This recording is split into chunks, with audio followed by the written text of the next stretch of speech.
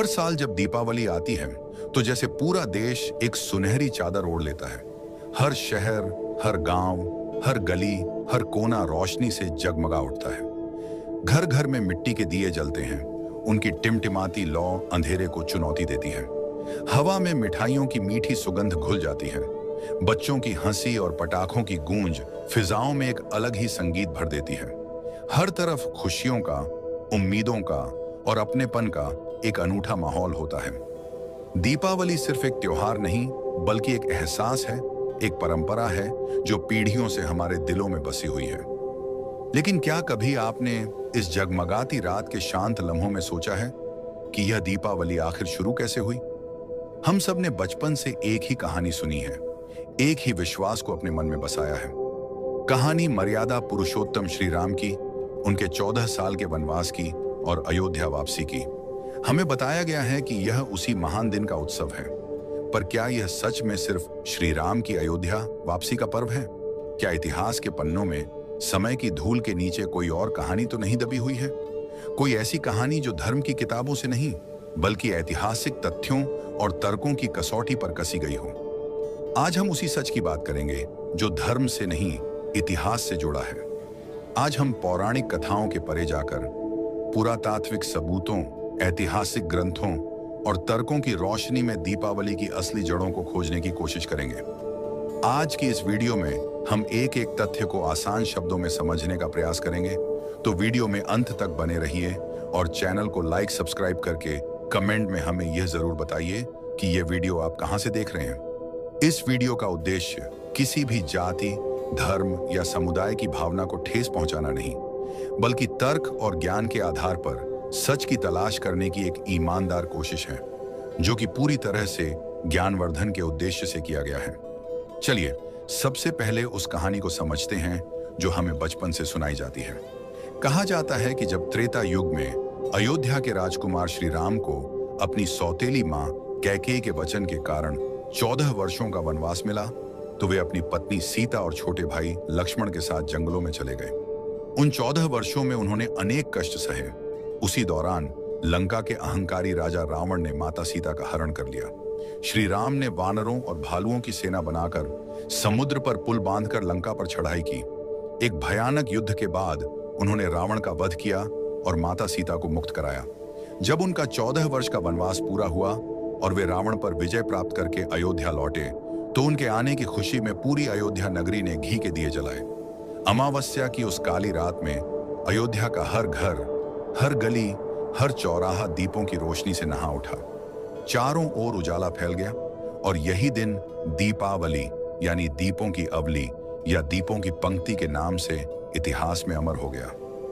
हम सब बचपन से यही सुनते आए हैं कि दीपावली उसी दिन शुरू हुई थी जब श्री राम अयोध्या लौटे। ये कहानी हमारे मन में इतनी गहराई से बैठी है कि हम इससे परे कुछ और सोचने की कल्पना भी नहीं करते। लेकिन क्या सच में ऐसा ही था? क्या इतिहास और हमारे अपने ही धर्म ग्रंथ इस कहानी की पुष्टि करते हैं?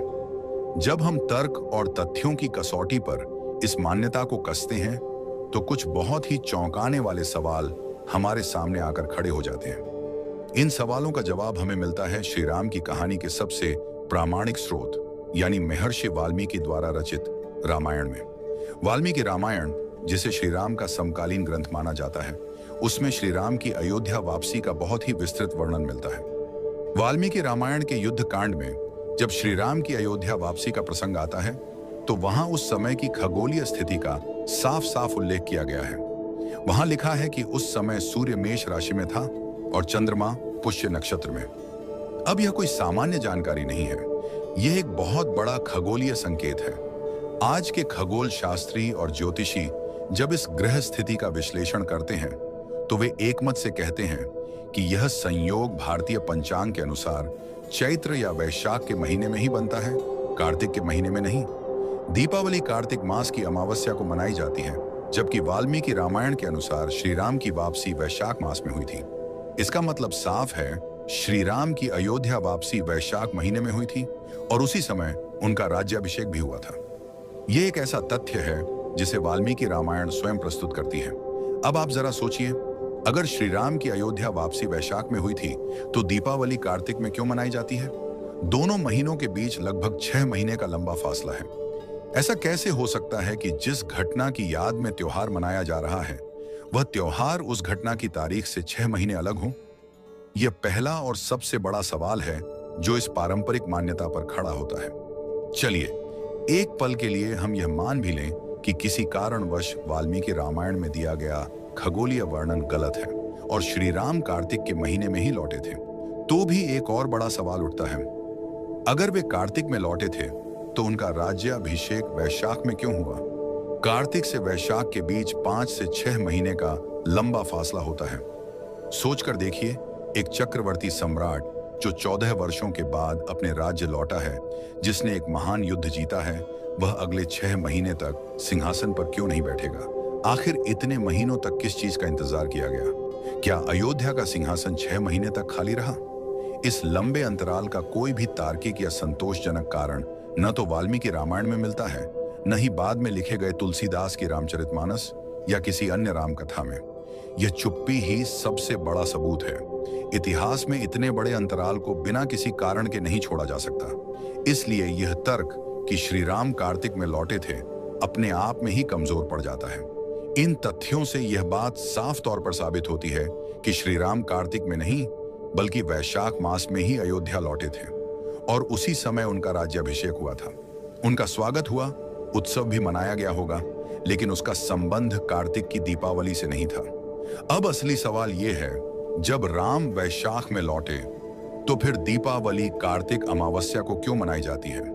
क्यों दीपों का यह त्योहार सिर्फ अयोध्या तक सीमित नहीं रहा, बल्कि पूरी भारत भूमि पर कार्तिक की काली रात में जगमगाया? इस सवाल का जवाब हमें इतिहास के एक और महान अध्याय में मिलता है। एक ऐसा अध्याय जो युद्ध और विजय का नहीं, बल्कि ज्ञान, करुणा और शांति का है। इसका जवाब हमें मिलता है भगवान बुद्ध के जीवन में। चलिए, अब हम समय में और पीछे चलते हैं, लगभग 2500 साल पहले, ईसा से भी 500 साल पहले के भारत में। यह वह दौर था जब भारत में एक वैचारिक क्रांति हो रही थी। उस दौर के सबसे बड़े महापुरुष थे सिद्धार्थ गौतम, जिन्हें दुनिया आज भगवान बुद्ध के नाम से जानती है। एक राजकुमार जिसने इंसान के दुख का कारण जानने के लिए अपना महल, अपना राजपाट, अपना परिवार, सब कुछ त्याग दिया। सालों की कठोर तपस्या के बाद उन्हें बोधगया में ज्ञान की प्राप्ति हुई। वे सिद्धार्थ से बुद्ध बन गए, यानी ज्ञाता। कहानी कुछ इस तरह है, भगवान बुद्ध जब ज्ञान प्राप्त करने के बाद धर्म का प्रचार करते हुए वापस अपने नगर कपिलवस्तु लौटे, तो वह समय था चातुर्मास के अंत का। चातुर्मास यानी वर्षा ऋतु के 4 महीने। यह वह समय होता था जब बौद्ध भिक्षु यात्रा नहीं करते थे। इसका एक वैज्ञानिक और अहिंसक कारण था। वर्षा के मौसम में जमीन पर छोटे छोटे कीड़े मकोड़े बहुतायत में पैदा हो जाते थे और यात्रा करने पर पैरों के नीचे आकर उनकी हत्या हो सकती थी। अहिंसा के इस परम सिद्धांत का पालन करने के लिए सभी भिक्षु एक ही स्थान पर रुककर, जिसे वर्षावास कहा जाता था, ध्यान, अध्ययन और चिंतन करते थे। यह वर्षावास आषाढ़ की पूर्णिमा से शुरू होकर कार्तिक की अमावस्या तक चलता था। जैसे ही वर्षा ऋतु समाप्त होती थी, कार्तिक अमावस्या के बाद ये भिक्षु अपने अपने नगरों और गांवों की ओर लौटते थे, ताकि वे बुद्ध के ज्ञान और संदेश को जन जन तक पहुंचा सकें। लोग बड़ी बेसब्री से उनका इंतजार करते थे। जब भिक्षु वापस लौटते थे, तो लोग उनका भव्य स्वागत करते थे, क्योंकि वे अपने साथ ज्ञान, शांति और अनुशासन का प्रकाश लेकर आते थे। उसी परंपरा के अनुसार जब स्वयं भगवान बुद्ध ज्ञान प्राप्त करने के कई वर्षों बाद पहली बार कपिलवस्तु लौटे, तो वह भी वर्षा ऋतु के समाप्त होने के बाद का ही समय था, यानी कार्तिक अमावस्या का दिन। उनके पिता राजा शुद्धोधन, जो अपने पुत्र के लिए बरसों से तरस रहे थे, खुशी से झूम उठे। उन्होंने पूरे राज्य में घोषणा की, आज मेरा पुत्र, जो अब सिर्फ मेरा पुत्र नहीं बल्कि जगत का बुद्ध है, लौट रहा है। आज की रात अमावस्या की काली रात है, लेकिन हमारे नगर में अंधेरा नहीं होना चाहिए। जाओ, पूरे नगर को दीपों से सजा दो, हर घर में रोशनी फैलाओ।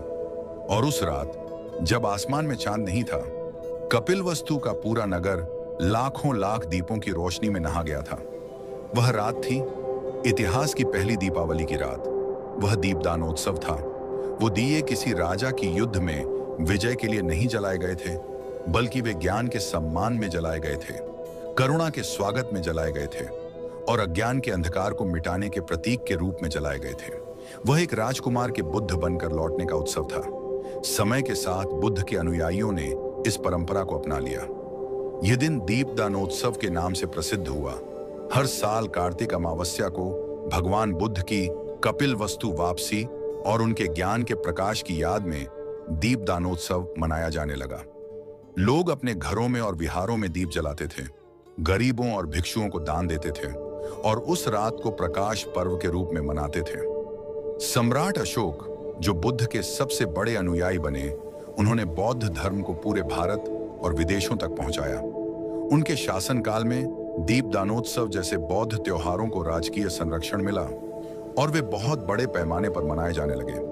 चीन के यात्री फाहियान और हुएन त्सांग, जो सदियों बाद भारत आए, उन्होंने भी अपने यात्रा वृत्तांतों में बौद्ध मठों और विहारों में मनाए जाने वाले दीपों के त्योहारों का जिक्र किया है। इससे पता चलता है कि यह परंपरा सदियों तक भारत में जीवित रही। लेकिन इतिहास हमेशा एक जैसा नहीं रहता। समय का पहिया घूमा। भारत में धीरे धीरे बौद्ध धर्म का प्रभाव कम होने लगा और पौराणिक हिंदू धर्म, जिसे कुछ विचारक ब्राह्मणवाद या मनुवादी परंपरा कहते हैं, उसका पुनरुत्थान होने लगा। इस दौर में एक बड़ी सांस्कृतिक और सामाजिक प्रक्रिया हुई। बौद्ध धर्म की जिन परंपराओं और त्योहारों ने लोगों के मन में गहरी जगह बना ली थी, उन्हें खत्म करना आसान नहीं था। इसलिए उन्हें खत्म करने के बजाय उनका स्वरूप बदलकर उन्हें हिंदू पौराणिक कथाओं से जोड़ दिया गया। इसे सांस्कृतिक विलय या सांस्कृतिक अपहरण भी कहा जा सकता है। बुद्ध की कई शिक्षाओं और परंपराओं को एक नया रूप देकर हिंदू धर्म ग्रंथों और रीति रिवाजों में शामिल कर लिया गया। उसी प्रक्रिया में जन जन में लोकप्रिय हो चुका बुद्ध का दीपदानोत्सव भी दीपावली बन गया। कार्तिक अमावस्या की उसी तारीख को दीप जलाने की उसी परंपरा को एक नई कहानी से जोड़ दिया गया, श्री राम की अयोध्या वापसी की कहानी। धीरे धीरे लोगों के मन से बुद्ध की स्मृति को धुंधला कर दिया गया और उस पर राम की कहानी की परत चढ़ा दी गई। इस तरह बुद्ध की करुणा और ज्ञान का त्योहार श्री राम की युद्ध विजय का पर्व बना दिया गया। जिस दिन मानवता ने पहली बार अज्ञान के अंधकार को मिटाने के लिए ज्ञान का दीप जलाया था, वह दिन बाद में सत्ता और युद्ध की विजय का प्रतीक बना दिया गया। यही इतिहास का शायद सबसे बड़ा और सबसे मौन सांस्कृतिक बदलाव था, जहां करुणा को विजय में बदल दिया गया और बुद्ध के शांतिपूर्ण प्रकाश को राम के शौर्य के नाम से जोड़ दिया गया। त्योहार वही रहा, तारीख वही रही, दिए वही रहे, बस दिए जलाने का कारण बदल दिया गया। लेकिन आज भी अगर आप उस दिए की लौ को ध्यान से देखेंगे तो उसमें एक ही संदेश छिपा है, एक ही सत्य चमकता है। अंधकार मिटाओ, ज्ञान फैलाओ। यह संदेश किसी एक धर्म का नहीं, यह पूरी मानवता का संदेश है। भगवान बुद्ध ने अपने अनुयायियों को अंतिम उपदेश दिया था, अप दीपो भव। यह पाली भाषा का वाक्य है, जिसका अर्थ है स्वयं अपना दीपक बनो। किसी बाहरी देवता या शक्ति पर निर्भर मत रहो। अपने अंदर ज्ञान का, विवेक का, तर्क का प्रकाश स्वयं जलाओ। यही दीपावली का असली, मौलिक और गहरा अर्थ है। तो सच ये है, पहली दीपावली युद्ध की नहीं, ज्ञान की थी। वह किसी देवता या राजा की विजय की नहीं, बल्कि एक मनुष्य के बुद्ध बनने की थी। वह बुद्ध की थी, उनकी करुणा की थी, उनके ज्ञान की थी।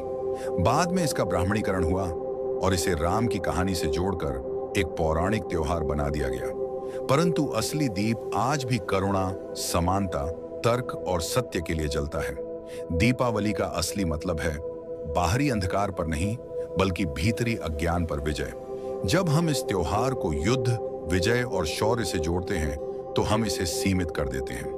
लेकिन अगर हम इसे बुद्ध की करुणा और ज्ञान से देखें तो यह त्योहार किसी धर्म की सीमाओं में नहीं बनता, बल्कि यह पूरी मानवता का उत्सव बन जाता है। यह उत्सव है अपने मन के रावण यानी घृणा, लालच, अहंकार और अज्ञान को मारने का और अपने भीतर के बुद्ध यानी करुणा, प्रेम और ज्ञान को जगाने का। यह वीडियो आपको कैसी लगी? दीपावली की इस ऐतिहासिक व्याख्या के बारे में आपके क्या विचार हैं? कमेंट्स में हमें अवश्य बताइए। क्या आप इस त्योहार को ज्ञान के पर्व के रूप में देखते हैं या विजय के उत्सव के रूप में? आपकी राय हमारे लिए बहुत महत्वपूर्ण है।